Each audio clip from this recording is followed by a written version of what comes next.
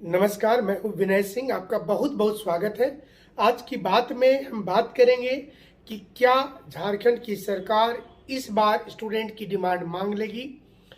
इस पूरे मुद्दे पर विश्लेषण करेंगे, सरकार की परेशानी का भी विश्लेषण करेंगे और स्टूडेंट को हो रहे परेशानी का भी विश्लेषण करेंगे। आज झारखंड से जुड़े हुए तमाम स्टूडेंट आज बड़ा आंदोलन किए। अलग अलग शहर में स्टूडेंट ने रैली निकाला और रैली में ये भीड़ सरकार के लिए चिंता की लकीर होगी, क्योंकि इस भीड़ को देखकर लगता था कि कोई बहुत बड़े पॉलिटिकल पार्टी के नेतृत्व में रैली है, लेकिन ये स्वतः स्टूडेंट की गुस्सा का इजहार था जनाक्रोश के माध्यम से। झारखंड स्टेट जो एसोसिएशन है स्टूडेंट का, उसने इस रैली का आयोजन किया था। आयोजन में ये रखा गया था ध्यान कि गांधीवादी तरीके से करना है, इसका पूरा पालन किया गया।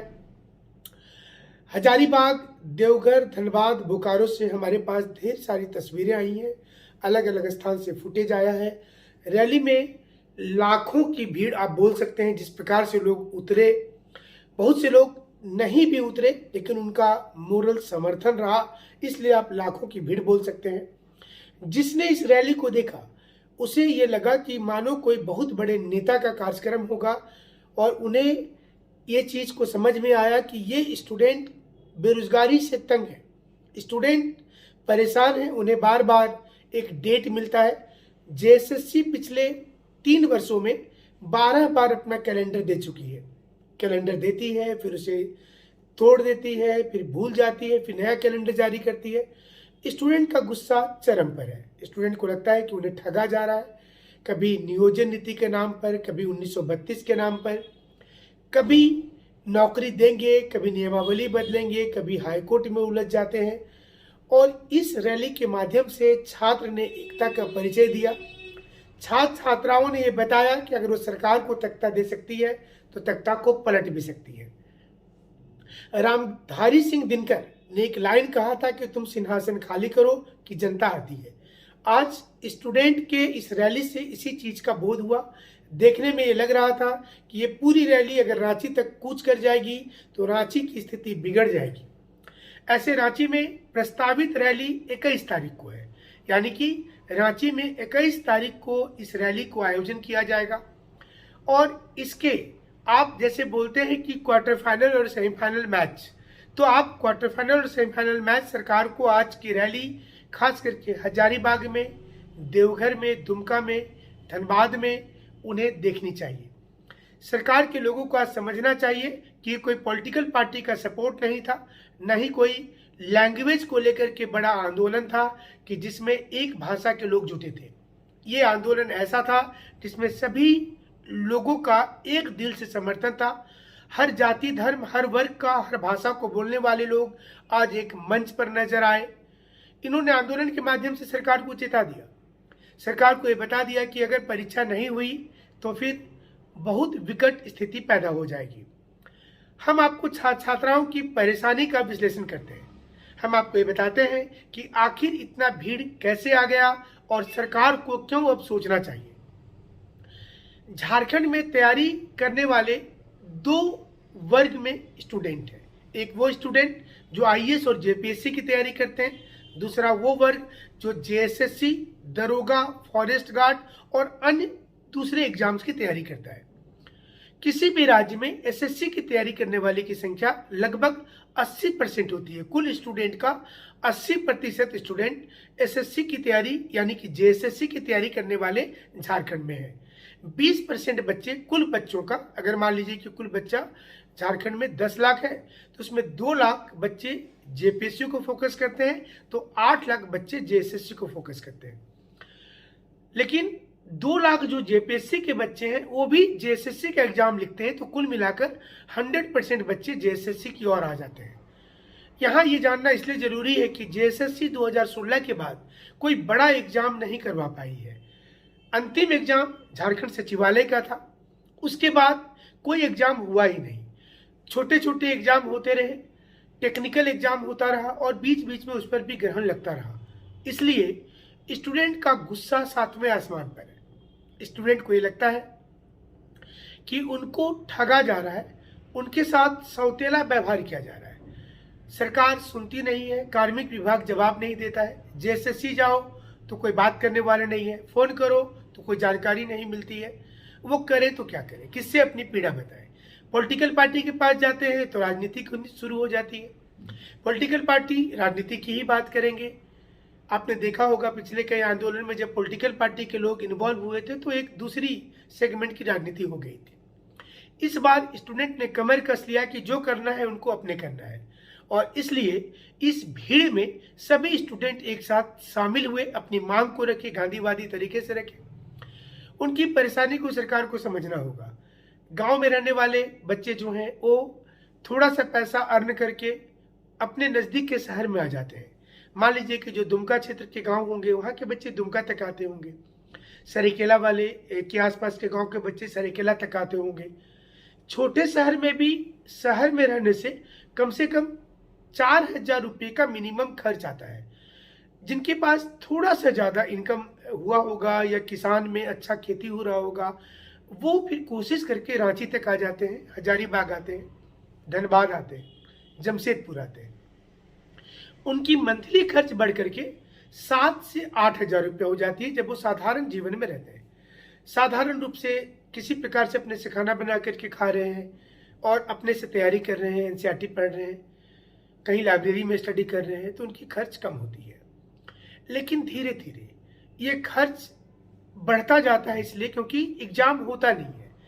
तो हर एक साल उनके लिए एक नया एनर्जी लेकर के तो आता है, लेकिन उसकी एनर्जी दिसंबर होते होते पस्त हो जाती है। लेकिन क्योंकि उसने तैयारी कर लिया, लेकिन एग्जाम में कभी गए ही तो जाने का मौका ही नहीं मिला। और जो लोग एग्जाम को लिखे उन्हें रिजल्ट देखने का मौका नहीं मिला, और जिनका रिजल्ट निकला वो कोर्ट से जाकर के रद्द हो गया। इसका नतीजा ये होता है कि स्टूडेंट बहुत नाराज हो जाते हैं। स्टूडेंट को ऐसा लगता है कि सरकार उन्हें ठग रही है।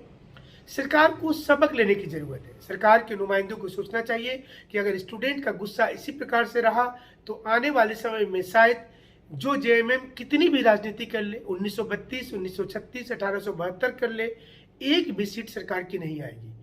कांग्रेस को मुंह दिखाना मुश्किल हो जाएगा। ऐसे में बीजेपी के लिए एक अच्छा मौका है, वो राज्यपाल से मिले, वहां जाकर के बात करे कि झारखंड में स्थिति बहुत विकट है और यहाँ पर राष्ट्रपति शासन की भी सिफारिश की जा सकती है, अथवा राज्यपाल संज्ञान ले सकते हैं मुख्यमंत्री को बुलाकर कि अभी तक कोई नियोजन नीति क्यों नहीं बनी है। सरकार की परेशानी क्या है? सरकार को ऐसा लगता है कि उसके पास फंड नहीं है, लेकिन हमारा मानना है कि सरकार के पास ढेर सारे फंड है। फंड नहीं होता तो एक साधारण सा केस लड़ने के लिए 3 से 4 करोड़ रुपया का खर्च नहीं होता। कई बार तो ऐसा पता चला कि सरकार का केस भी कपिल सिब्बल, और जो पर्सनल केस है किसी मंत्री का, उसको भी कपिल सिब्बल लड़ते हैं। फॉर्च्यूनर गाड़ी और इंडिवर गाड़ी सारे मंत्रियों को नहीं मिलती, बंगला सारे लोगों को नहीं मिलता। तो पैसा नहीं है ये बोलना एकदम से गलत बात होगा। काफी रेवेन्यू है झारखंड में। इच्छा शक्ति की कमी है। सरकार को ऐसा लगता है कि 1932 का खतियान पॉलिसी हम लाएंगे, स्टूडेंट टूट जाएंगे, तो फिर नियोजन नीति वाला बात वो भूल जाएंगे।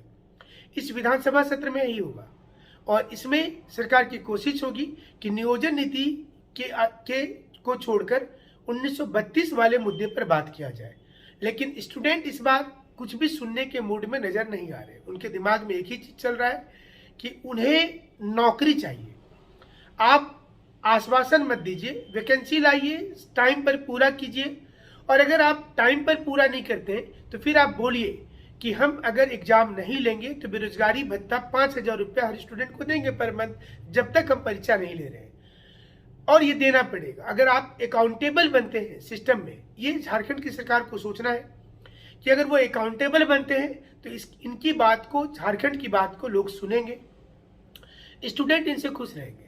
लेकिन अगर ना ही आप वैकेंसी लाइएगा, ना ही आप सपोर्ट कीजिएगा, ऊपर से FIR कीजिएगा, तो बहुत भारी दिक्कत हो जाएगी। झारखंड में मिलीजुली सरकार है। मिलीजुली सरकार में काम जनता के लिए होना चाहिए क्योंकि दबाव होता है, लेकिन यहाँ पर उल्टा है। पिछले 3 वर्ष सरकार का हो गया, लेकिन 3 वर्ष में वैकेंसी नदारद रहा। जिस युवा के दम पर आप देखे होंगे पुराने स्पीच सारे, चूंकि हम कोई पॉलिटिकल पार्टी के नहीं है, लेकिन सारे स्पीच में ये बोला करते थे आज की वर्तमान सरकार के लोग कि नौकरी 5 लाख देंगे 1 साल में। कभी टीचर बहाली, कभी नियोजन नीति बहाली, कभी ये कभी वो, ये झूठा चीज़ों को सिर्फ अखबार में छपवाना, कोई नियम नहीं, आज कुछ और बोलना कल बदल जाना, तो ये बच्चों को कहीं ना कहीं हर्ट कर रहा है, उनको लग रहा है। और इस बार जैसे ही रमेश हांसदा केस में, हालांकि हमने ये सीधा सवाल रमेश हांसदा से भी पूछा, जब उसके जब इंटरव्यू हम कर रहे थे तो उनसे पूछा कि आपने सर केस किया और केस से कई लाख बच्चे का भविष्य चौपट हो गया, तो उन्होंने सीधे तौर पे कहा कि अगर रमेश हांसदा केस नहीं करता तो कोई और करता, क्योंकि नियोजन नीति गलत थी तो केस तो हो ही जाता। इसी प्रकार से एक और केस सोनी कुमारी के मामले में हुआ था, और वो भी देखिए 6 वर्ष संघर्ष करने के बाद वहां पर ज्वाइनिंग मिला। लेकिन यहाँ पर मामला नियोजन नीति में क्यों फंस रहा है? क्योंकि सरकार जानबूझकर ऐसा कर रही है। और ये अब पुराना भारत नहीं है, ये पुराना स्टूडेंट नहीं है कि जो आज नहीं समझता है। आज सोशल मीडिया का जमाना है। आपने देखा होगा कि झारखंड की सरकार ने 9 राज्य में यहाँ से टीम भेजा था, अलग अलग एक्सपर्ट्स को भेजा था, और उस टीम के पीछे भी करोड़ों खर्च हो गया होगा। वो टीम में अध्ययन करने गई थी कि किस राज्य की नियमावली कैसी है, किस राज्य में क्या बोला जा रहा है, और क्या उस आधार पर झारखंड में बनाया जा सकता है। लेकिन झारखंड का विधि विभाग ने कह दिया था कि ऐसा संभव नहीं है। इसके बाद भी झारखंड की सरकार जबरदस्ती पे उतर आई, और इसके कारण सारी नौकरी फंस रही है। सरकार को ये घमंड है कि उसके पास 30% का वोट बैंक है, जो उसके सॉलिड वोट बैंक है, जो इधर से उधर नहीं हो सकते हैं।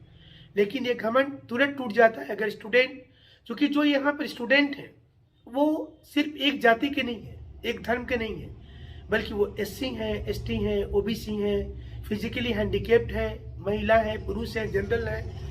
तमाम लोग इस समय में दुखी हैं क्योंकि उनको नौकरी नहीं मिल रही है। वो तैयारी करे तो क्यों करे और किसके लिए करे?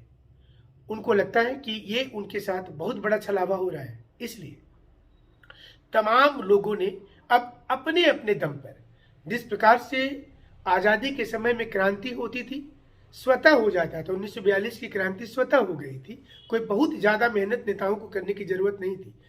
ये स्टूडेंट के अंदर का जो भावना है वो बाहर आ रहा है। सरकार को इसे ईगो में नहीं लेना चाहिए।